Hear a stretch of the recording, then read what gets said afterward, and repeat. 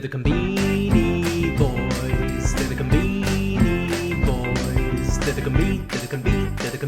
Conbini boys. Hey, Mike. Hey, Matt, how's it going? Oh, it's going good here, Mike. Gosh, you just took me on a trip. 50 trillion years into the future with a YouTube video that was outstanding. Sort of went into the Joe Rogan universe there, which I don't know if I ever want to go back, but it sure as hell was pretty interesting. How are things down in Karaage-kun? Yeah, things are pretty good. We had the Obon season here. Nice. Yeah, but unfortunately, tons of rain going on right now. So not much excitement. COVID's also increasing, so we didn't have the normal BBQ that we usually have at my house. So it was kind of a low-key Obon, vacation, but it's always good to hang out with the in-laws. By the way, I think I have some of your dad's rice in my kitchen right now. A local That's right. Japanese store is selling rice from Kurobe, of all places, and I picked up a bag, so I haven't tried it yet, but I'm pretty excited to have some of your father-in-law's rice. This will be pretty amazing, I think. Yeah, I showed him the picture, and he said, yeah, that's our rice. Their family makes rice, and they, give it to JA, the agricultural, group. Cartel. Yeah, that's one way to put it. And so, yeah, that's definitely could theoretically be the rice from her, parents' rice farm. So that's pretty cool. All right. Well, we got a lot to talk about this week, Mike. What do you say we jump on in? Yeah, let's jump in. And Matt, I'm really excited to say that we have a number of segments that we have been keeping up with throughout the years, and one of those is the Chiki Wars, and I think everybody loves the Chiki Wars. That's where we look at all the Chikis coming out across all the Conbinis, and usually, Matt, we see one or two or three Chikis, but Matt, I'm excited to say this week is the week of the Chiki Wars because, as I'm sure you know, we've got Chikis coming out all across the Conbini landscape this week. Yeah, Mike, we got 6 Chikis coming out of 4 Conbini this week, Mike. In fact, it's our lead story. There's so much Chiki going on here. Yeah. And some pretty exciting ones, too. So I say we just jump right in here. What do you say we take a look first up at Lawson? They got 2 new Chikis out this week. That's right, Matt, and I just threw one up on the screen here. This is, out of Lawson. This is a Karaage-kun. This is the Karaage-kun. Dekai means, big. So this is Karaage-kun. Red karasa ni bai miso. 2 times the spiciness of the normal red Karaage-kun. Matt, as you can see, the Karaage-kun this week, he's struggling. He's sweating like all get out. He's on fire. What do you think about this Chiki here? Mike, I love spicy chicken. Who doesn't love spicy chicken? To have double the spice on the red Karaage-kun, very exciting, Mike. I'd be all over this one, no doubt about it. Yeah, me too. I love the Karaage-kun red. It's maybe my favorite of the standard flavors, and this one looks outstanding. Like you said, spicy chicken. I mean, is there really anything better in this world than some spicy chicken? Prime ribs, maybe. Well, prime rib, yes. But besides that's the one thing that's better than spicy chicken. But Matt, if you like spicy chicken, oh boy, we got. I'm just going to give you the floor on this one. Matt, we're looking at the El Chiki, again out of Lawson, El Chiki Kamisori red sauce flavor. That's the razor red sauce flavor. And Matt, if I'm understanding this correctly, there's ghost pepper sauce inside of this chiki. Matt, what do you think about this spicy chiki here? Mike, indeed. They're calling this. I had to check to make sure I was. Yeah, the Kami Sori, the Razor Red. Yes, Mike, this has ghost pepper chili in it. Ghost pepper, I understand, is the hottest pepper in the world. So this is the real deal here. I'm actually surprised they'd actually bring this out in Japan, a country that doesn't really enjoy and is really, I would say, largely incapable of tolerating spicy food. If this is the real deal, Mike, this could be a whole new chapter in terms of spicy chicken in the Conbini. If you could zoom in on this photo. Sure. Mike, yes, this sir. Oh my God. This photo, looks like they maybe took a double dip in that fry later. It's nice and dark, extra crispy. But Mike, the sauce, they did not appear to skimp on the sauce here, Mike. No. If that really is ghost, you better be prepared. Grab a couple Picari sweats. You probably want like a milk frap or something. You're gonna need to hose down if you eat this thing. If it's the real deal. That's a question. That is the question. Yeah, Matt. Often in El Chikis, what we see is sort of the external wiping. You know, they're notorious for their wipings. But Matt, like you said, this is no wiping. This has got a very serious sort of outer crust to it, which already looks spicy. And then embedded in between the chicken and that crust, you've got that blazing red sauce, which if it does include ghost peppers, this would be a new sort of era of Japanese cuisine, I'd say. This looks really outstanding. I'm a little worried. I hope it's spicy enough. I hope it's not too spicy. That would just be absurd. So we're gonna have to see here, Matt. This is an interesting sort of new territory that Lawson is sort of going into here. Very exciting. Yes. All right, Matt. Well, going now on to Family Mart, we've got an exciting one here, and this is actually part of a bigger campaign. Let me. Actually, Matt, in the background, your background here on YouTube, our viewers can see what's going on at Family Mart here. Yeah, Mike. To celebrate some sort of anniversary, 40 years, they're doing a 40% bigger campaign. So they're jacking up the volume on a whole slew of items, everything from chiki to salad to sandwiches, 40% bigger for I think about a week here. And Mike, let's scroll down to that. Oh yes, sir. Yes, sir. Oh dear, my goodness, that thing, 40% bigger, Mike. I'm a little surprised they were allowed to launch this campaign in the middle of a pandemic, Mike.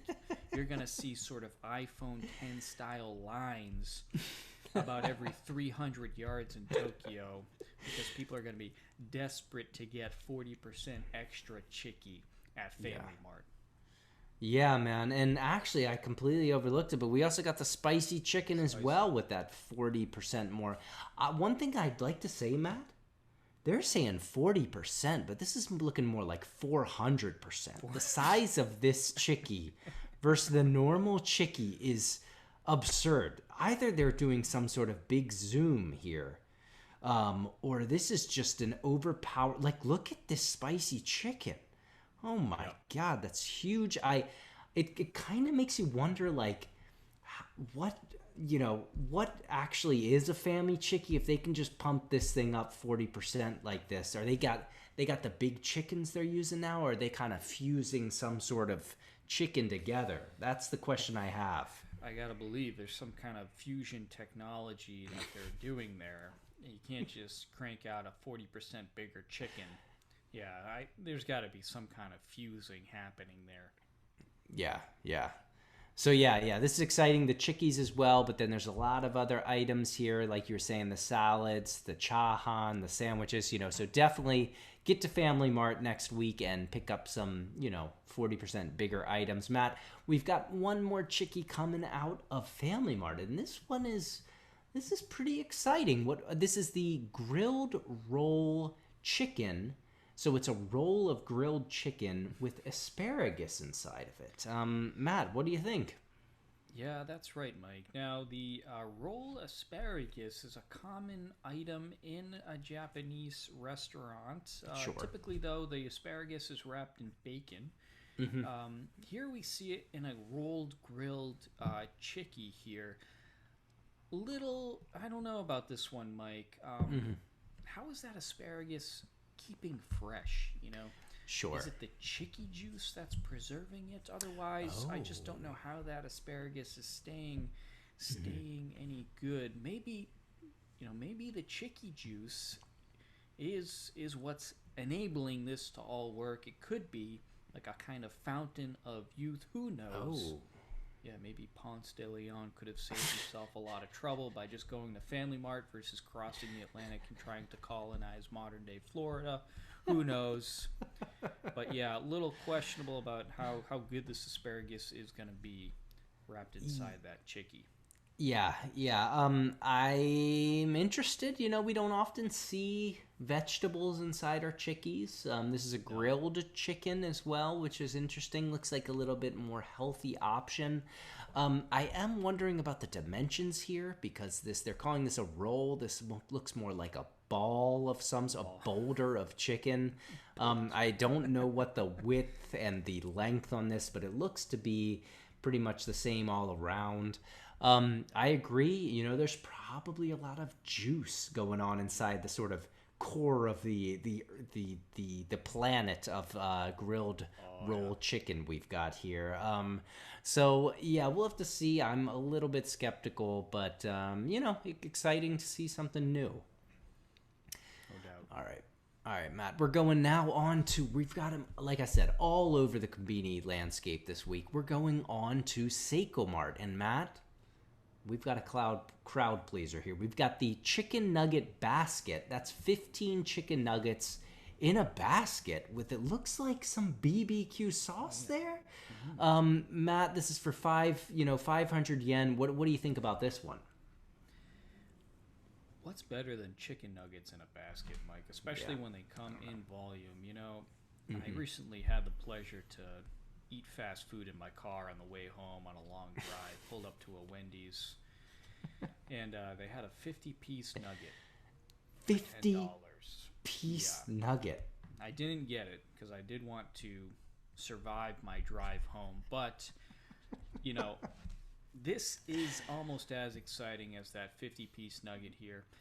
You got this beautiful, lightly fried chicken nuggets, again with that little barbecue dipping sauce there. Oh, yeah. You can share it. You can, if you're not feeling great, you had a bad day, you can eat them all yourself, No shame in that. Everybody, hey, buy a couple. Buy 50. We all have bad days sometimes. This is great for just kind of settling in, a little self-care here. Chicken nugget basket. Yeah, I agree. This is a comfort food right here. I mean, for me, for you, for many of us. I love, chicken nuggets. Who doesn't like a chicken nugget? Are you kidding me? I don't, I mean, it's one of the great, God's gifts to humanity, chicken nuggets. I agree that the fry on this looks really nice. I like the golden brown and that BBQ sauce. There's nothing better.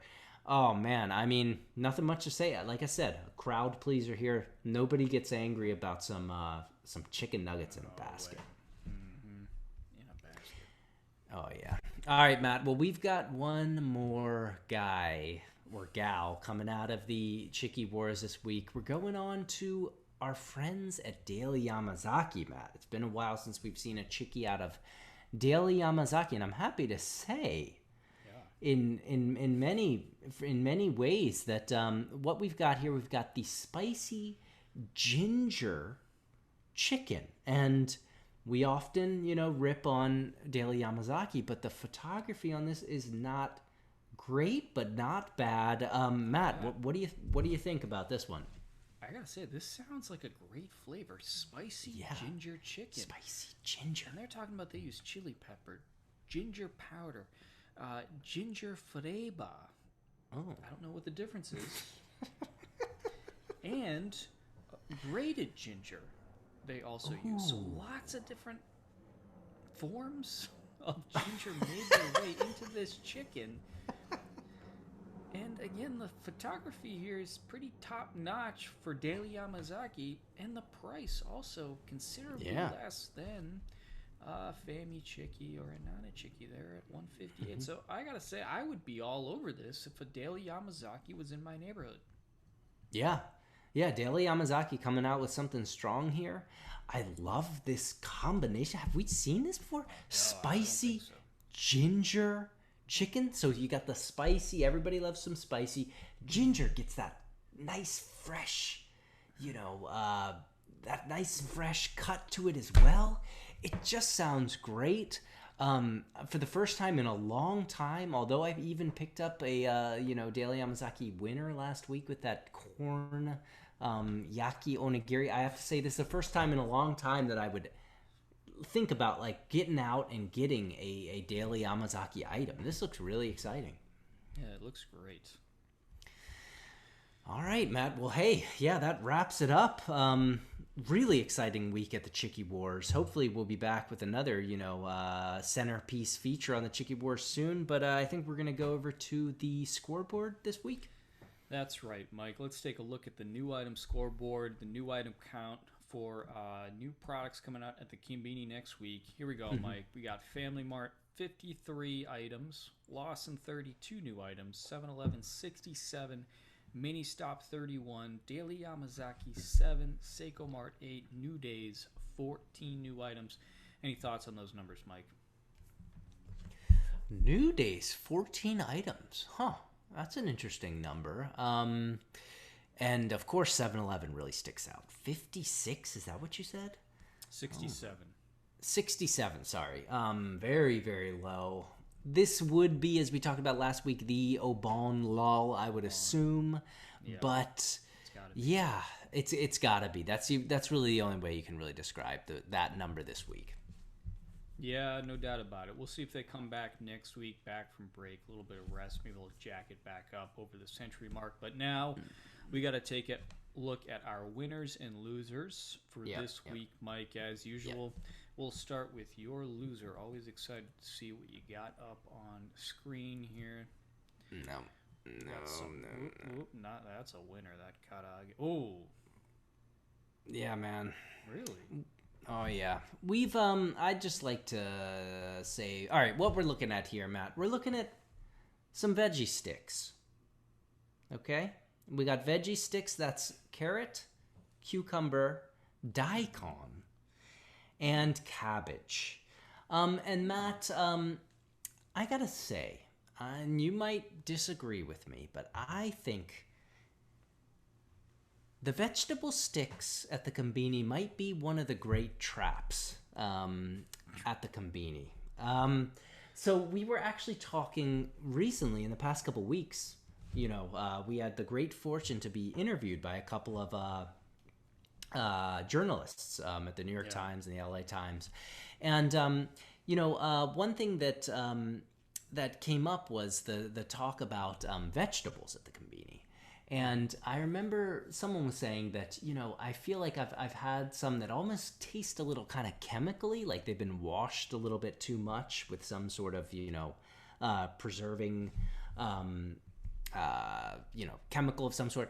And I feel, this is how I feel about the vegetable sticks. I think that they just never turn out right. And so what I want to say is I would advise people, maybe steer clear of the vegetable sticks. They often don't live up to what you're looking for, which is some fresh vegetables with some nice little dipping sauce. A lot of times they maybe taste a little bit chemically and maybe a little bit dehydrated. So Matt, this is just a warning from my side. I don't know. I'm sure you have some thoughts on this, but my loser of the week is the legendary and the infamous vegetable sticks. Yeah, I'd like to urge our listeners to ignore everything you just said. The vegetable sticks are fantastic at the Conbini. Oh, they're fantastic. I agree. They can be a little dry. In fact, you see that the carrot here is kind of ashy. And that cucumber definitely has seen better days. But, you're looking for something fresh, especially when it's hot as hell out there. It's August. Well, Gatsby wipes and vegetable sticks. That's a haul right there. Yeah. And here, we got some nice little spicy miso mayonnaise dipping sauce for those vegetable sticks. I will say, I think the cabbage is a little lame. Hard to dip cabbage. Little leaves of cabbage. That's kind of lame. But daikon, cucumber, carrots. I mean, nice little snack there. I got to disagree, Mike. I think the vegetable sticks, I do prefer them in the form of a cup. These are in a like a plastic dish. But no, I would urge our listeners to go out and enjoy the vegetable sticks. Well, I had a feeling that we might be split down the line here. So I would just say to our viewers, hey, you had two cases here. Are vegetable sticks good or not good? Remember what happened last time we had Conbini Courthouse. That's all I'm saying. We might have to do a poll. But okay, I respect your opinion, of course, Matt. But that's my loser for the week. We'll follow up on this. All right, let's take my loser for this week, Mike, is this one's coming out of 7-Eleven. This is the Neba Bukkake Soba here. Wow. Neba, of course. It's hard for me to actually look at this. Yeah, this is pretty embarrassing. Oh, I'm actually starting to dry heave here. Okay. Take it easy. Just, Hold it together, man. Oh my god. Neba, of course, refers to slimy stuff. Bukkake means to, like, pour all over. And so we have those nameko mushrooms. I can't look at this. I gotta zoom out here. Yeah, zoom out. Four kinds of neba stuff. We have nameko mushrooms, really slimy little mushrooms, okra. Actually, what's this green stuff here? Is that the... That's the seaweed. That's a slimy seaweed. Whack-ass slimy seaweed. And then there's one more thing I can't really see in here. You're supposed to pour all this... that's like... Is that Yamaimo back there? I think it is, left? yes. God almighty. You're supposed to pour all this over the soba. Oh, boy. It's so slimy. It's going to make its own sauce. This is something, Water Country could use this to lube up their Geronimo slide here. I mean, once you put this in your mouth, it's just going to be sloshing around. Zero friction, like a ship on the high seas, You just kind of tilt your head back to swallow it. This is one of the grossest things. I never got used to slimy food in Japan. It's pure texture, no flavor. It's disgusting. I really hate everything about this product, Mike. Yeah, Matt, like you said, you dump all this stuff in here, and then what you're supposed to do is start whipping this thing up. And the problem is when you start getting to, whipping this thing up, it turns into this just sort of like formless mass of goo. And then you're supposed to try to eat that. Like you said, you can't chew it because when you try to bite, it's sort of like, there's no friction, so it sort of like evades your teeth. So you end up having to just sort of inhale this. And in one fell swoop, Matt, this looks awful. Yeah, we're both big, antagonists to the Neba community. I don't know, maybe that Neba community is strong and they would disagree, but this is something I would never ever eat if I could avoid it at all costs. Great choice. All right, let's get back on track here. Take a look at our winners. Your winner for this week, Mike. Let's see what we got here. Yes, sir. We got something good going on here, Matt. All right, Matt. So this is 7-Eleven and made by Goodiko, the sweets and snack maker. We have the 16-grain Pretz. And all right, what are Pretz? I think we've talked about Pretz before, but just to sort of, set up the scene here. Pretz are a long, thin snack. They're a salty snack. they're supposed to be pretzels, but they're not what you would think of in a pretzel. They're more sort of like a long, thin, like breaded, savory, buttery snack. And if you've ever had the sweet version, which is the I'm drawing a blank here. The Pocky. Pocky. Yeah. Pocky, yeah, Pocky. Sorry, they're like Pocky, but they don't have any sweets, and they're savory. But Matt, you and I think we both love Pretz. I think you said Pretz are better than Pocky by a large margin. And hey, it's hard to disagree. But Matt, what we've got going on here, 16 grained Pretz. So not only are you getting your little crunches, your little snacks. You're getting 16 grains, so you're getting a lot of dietary fiber. You're getting a bunch of different flavors. And if you can see, they've got some unpackaged Pretz there. They've got a lot of texture going on there, a lot of patterns going on there. These look really exciting. These are the lightly salted flavor and look like a really sort of, healthy little snack here coming out of Goodiko 7-Eleven with the 16 grain Pretz. Yeah, Mike, great choice. I love Pretz. There's nothing better than jumping on the Shinkansen with a box of Pretz and a cold beer. Looking out that window. Wow, that is peak life right there. I do like you mentioned, we have a lot of fiber in these. These could be, a nice little product for my Zen shitting cafe. Still working on this concept. I'll tell more about it in a future episode, but maybe like a Boss canned coffee with some of these 16 grain Pretz here. Yeah. Stunning flavor, stunning results on the bathroom front. So, yeah, these look great, Mike. Great choice.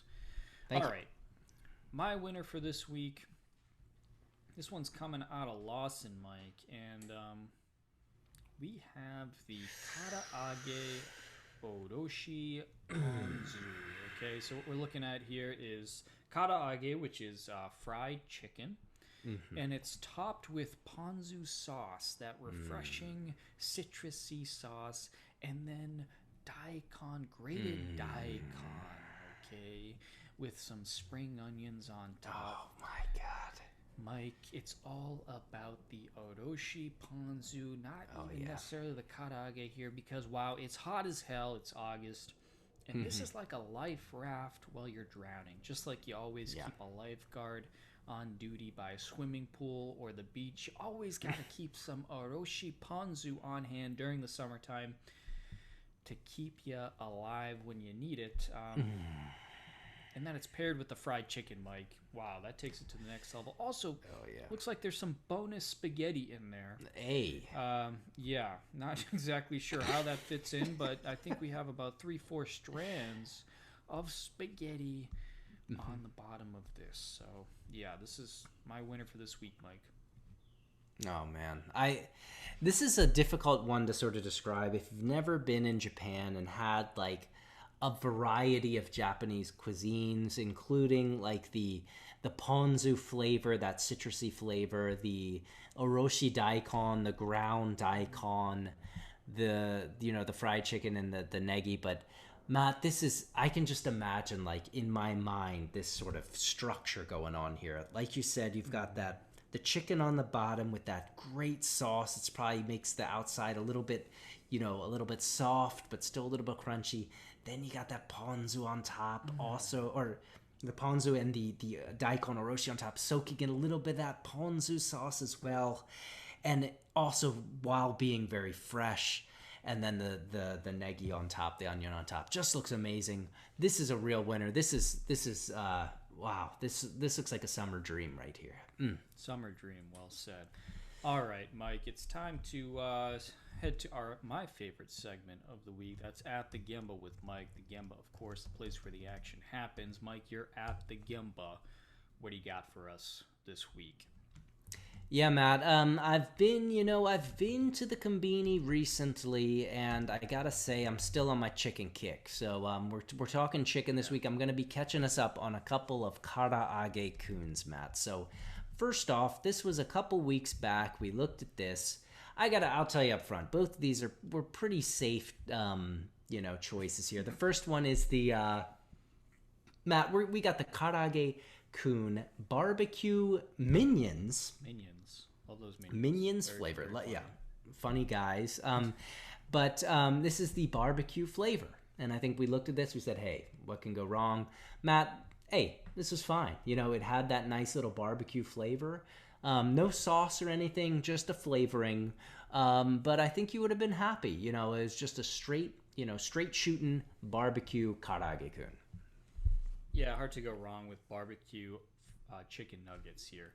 So, I'm not surprised that this went down like a treat, Mike. Yeah, and sorry, I forgot my scores. I'd just give it 3 stars. Couldn't give it 4 stars, but just, totally fine. All right, Matt, going on. This is, I think, maybe last week we looked at. Boy. This is this sexy little Karaage-kun here. This is the Sakura Zaka 46. Remember, that's the girl supergroup. That it's a tie-up, and this is their lemon-flavored Karaage-kun. This one as well, we said, hey, how can you go wrong with this? And yes, I mean, it was what we thought. Just a nice little lemon flavor on that Karaage-kun. Again, I just give this one a 3 star. Totally, fine. Yeah, right down the pike there, Mike. Lemon plus chicken nuggets equals good flavor. So, no surprise there. Right down the middle, 3 stars. Makes sense. Yep. But Matt, you've seen I've had a lot of Karaage-kuns. You're probably wondering, Oh my God, I'm looking what's going on? This is exciting.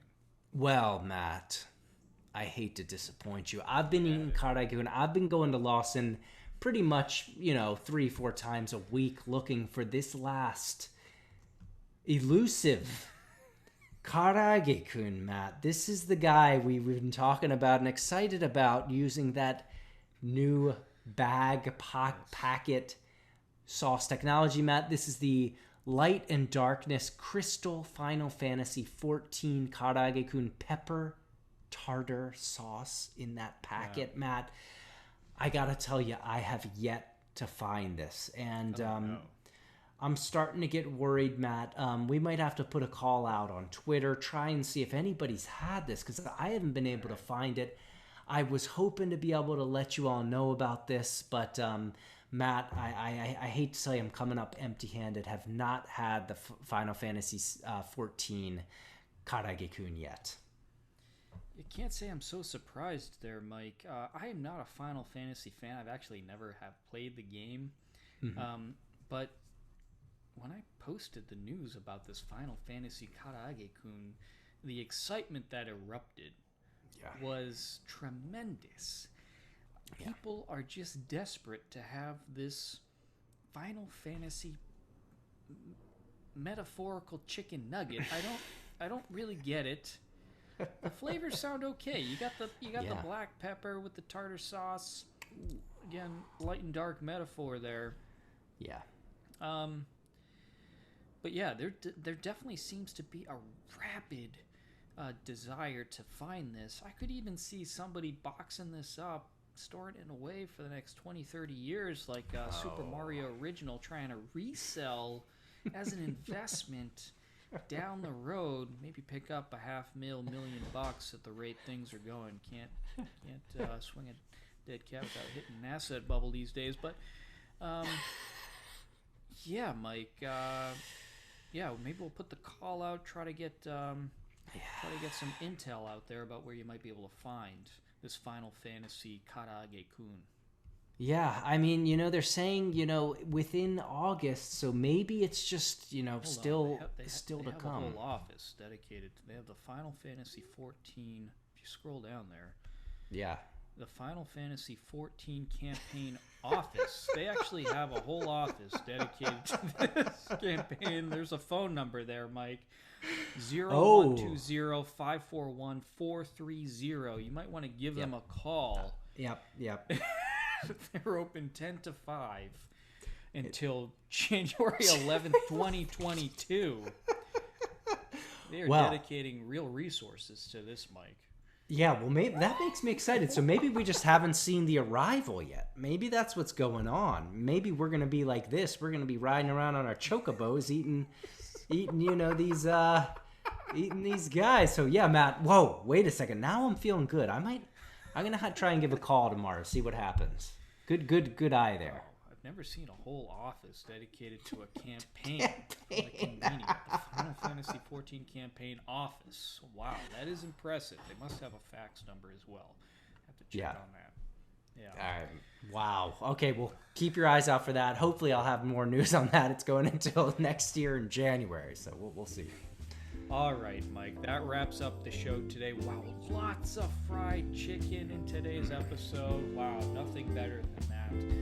As we close here, we'd like to thank everybody who listens and, of course, supports the podcast. A few of you have even bought us some Chikis. Thanks. Yeah. Big thanks to Carrie T. St. Michelle. 20 Chikis. Wow. Improved Japan with 2 Chikis. Jeff Bailey, 1. Anonymous, 1. If you'd like to support the podcast, head over to buymeacoffee.com/convenientboys and buy us a Chiki. Be sure to rate and share the podcast so more people can find it. You can also watch us on YouTube, subscribe and like. Check us out on social media, especially Twitter. We're approaching 3,000 followers, which is pretty exciting. Thanks everybody for supporting us.